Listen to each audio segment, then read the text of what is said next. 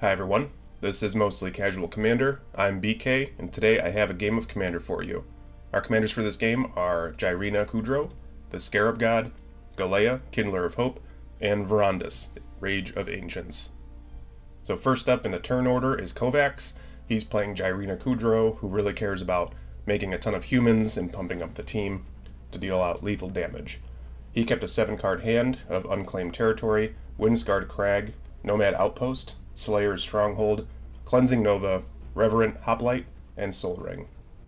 J-Man is second in the turn order, playing the Scarab God, hoping to eternalize not only things from his graveyard, but things from his opponent's graveyards as well. He kept a 7-card hand with Evolving Wilds, Island, Mind Grind, Sheoldred Whispering One, Notion Thief, Blood Pact, and Drown in the Loch. Next up in the turn order is me, BK. I'm playing Galea, Kindler of Hope, a Bant-colored Voltron commander who's looking to cheat the equip costs of equipment. I keep a 7-card hand with Seaside Citadel, Hallowed Fountain, Island, Mantle of the Ancients, Danitha Capation, Paragon, Fleecemane Lion, and a Pure Steel Paladin. Last but not least is Busterkins playing Verandis, Rage of Ancients, a Gruul-colored commander who's looking to make a ton of dragons, looking to dice roll, and looking to enrage his commander.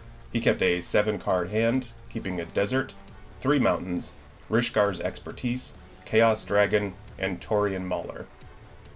So for the game, our seating positions are chosen at random, and here they are.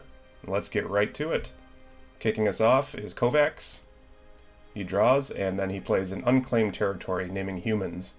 Following that up, he plays a Soul Ring and passes it to J-Man. He drops Evolving Wilds as his land for turn and passes it to BK. On my upkeep, J-Man cracks it to find a swamp. I drop Seaside Citadel, Bant-colored land. Onto Busterkins, he puts down a mountain for his land for turn. And onto turn 2. Kovacs drops Windscarred Crag, gaining 1 life.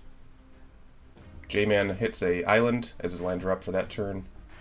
And over to me, I play a Hallowed Fountain. I have it enter the battlefield untapped and pay 2 life. This allows me to cast Pure Steel Paladin. It's a great card, allowing me to draw cards and cheat the equip costs of equipment. Busterkins hits a mountain and passes it to Kovacs, plays Nomad Outpost. J-Man drops another island, and then he suspiciously passes it. On my turn, I play an island, and then I tap to cast Danitha Capation, Paragon. This reduces the cost of my ores and equipment, so therefore I play a Colossus Hammer for free.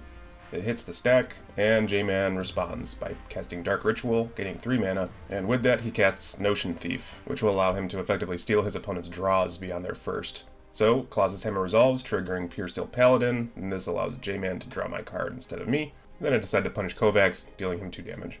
Busterkins plays a Forest for turn, and then he casts Taurian Mauler, a creature that's going to get bigger whenever somebody casts a spell that's not him. Kovacs plays Sunhome, Fortress of the Legion, as his land for turn. And following that, he plays a Johnny's Welcome, which will allow him to gain life when his creatures ETB. On to J-Man's turn, he plays a Swamp, and passes it. On my turn, I drop a Forest, and then I play my commander, Galea, Kindler of Hope. And with her out, I peek at the top card of my library, and decide to go to combat, swinging at both J-Man and Kovacs, dealing some damage, gaining some life. On Busterkins' turn, he plays Mountain, followed by Chaos Dragon. Even though Chaos Dragon is pretty chaotic, it allows him to roll some dice, which is exactly what his commander wants. So here, Chaos Dragon cannot attack the person who rolled the highest, and in this case, Busterkins decides to have Chaos Dragon deal 4 damage to J-Man. On to Kovacs' turn, he plays Slayer's Stronghold as his land, and he follows that up by casting his commander, Jirina Kudro. This triggers giving him a human soldier token, as well as some life off of a Johnny's Welcome. On Kovacs' end step, J-Man casts Blood Pact, allowing him to draw 2 cards and lose 2 life. On to J-Man's turn, he untaps, draws for turn, plays Morphic Pool as his land, and then ships the turn over to BK. Draw for turn, look at the top card, and I play Armored Sky Hunter, a creature that when it attacks I can cheat an aura or equipment onto the battlefield. I move to combat and swing 2 damage at J-Man, he takes it, and I gain 2 life. On to Busterkins' turn, he drops Desert as his land for turn, enabling future enrage mechanics. He then casts Verandis, Rage of Ancients, and in response to that, J-Man casts Cast Down on his Chaos Dragon, hoping to prevent future dice roll. He then goes to combat, dealing 6 damage to BK. Temple of the False Gods hits Kovacs' table for land for turn. He follows that up with Basri Ket, Planeswalker that's going to put +1/+1 counters on a thing and give it indestructible. J-Man plays a Swamp for turn, followed by Mind Grind, where X equals 2. So all of his opponents will mill cards until they hit 2 lands. BK is a little fortunate and mills the top 2, which are both lands. However, the other opponents have to dig a little bit deeper until they find 2. So this is a great card for J-Man's Scarab God when he brings it out. Onto my turn, I drop an Exotic Orchard as my land. Then I follow that up with Kenrith's Transformation, targeting Vrondis, Rage of Ancients. This is mostly because I'm an awful Magic player, and I completely forgot exactly what Notion Thief does. So Notion Thief allows J-Man to draw my card instead of me. I then Rage attack him with everything. This triggers my Armored Sky Hunter. I look at the top 6 and completely whiff. There is no equipment or auras in that. Probably one of the worst turns I've ever had in Magic the Gathering, and I'm super sad. I then look at the top card of my library, cast Fleecemane Lion, and then I ship the turn over to Busterkins and just want to put this whole turn behind me. He plays a Mountain for turn, and returns to nature my Kenrith's Transformation. It blows that up and allows him to have Vrondis back. He plays a Component Pouch, enabling some dice rolls and some mana. He then moves to combat with Vrondis, attacking J-Man, whom in response casts Drown in the Lock, targeting his Vrondis. And with Drown in the Lock on the stack, Busterkins activates his Component Pouch, rolling, getting an 18, therefore 2 counters on his Component Pouch, triggering Vrondis and gaining a Dragon Spirit token. Drown in the Lock resolves, and it kills Vrondis. On Kovacs' turn, he activates Basriket, giving Indestructible and +1/+1 to Jyrena. Then he casts Cleansing Nova, destroying all creatures.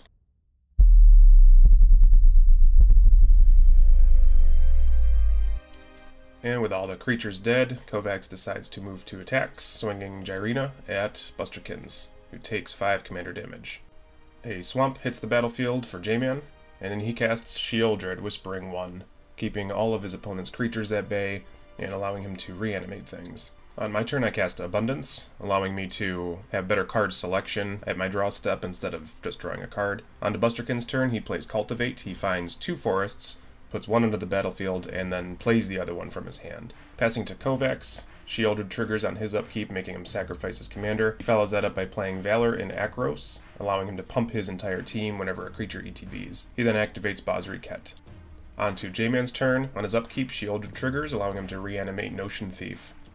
Then he casts the Scarab God, his commander. Its activated ability will allow him to eternalize creatures from the graveyards. Then he attacks Basriket with Sheoldred, killing it. Onto my turn, I name non-land with Abundance, and the first card is Robe of Stars. Then I cast Wrath of God.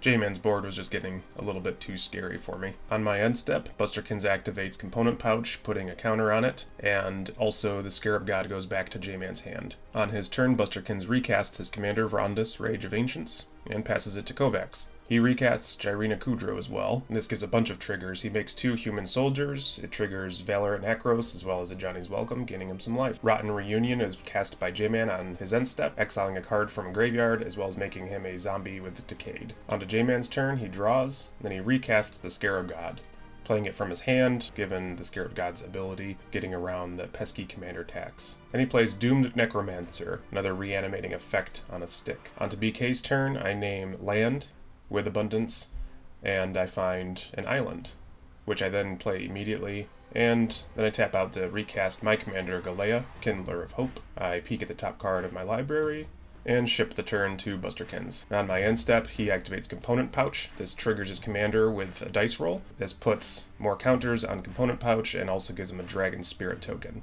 Then onto his turn, he draws, moves right into combat, swinging at Kovacs with his commander.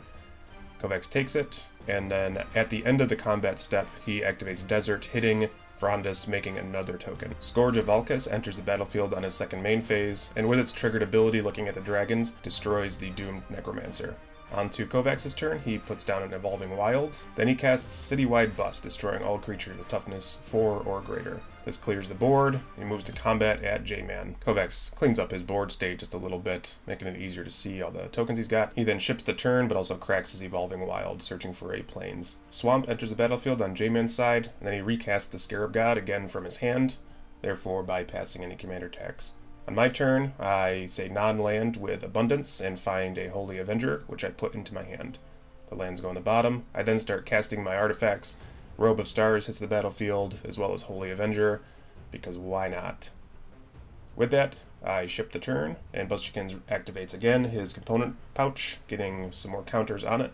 Onto his turn, he starts making use of those extra counters and casts Skyline Despot. He becomes the Monarch, which has some pretty big payoffs, provided he could keep it. Onto Kovacs's turn, he plays Rally for the Throne, creating 2 human creature tokens. He gains life and pumps the team with all of his triggers.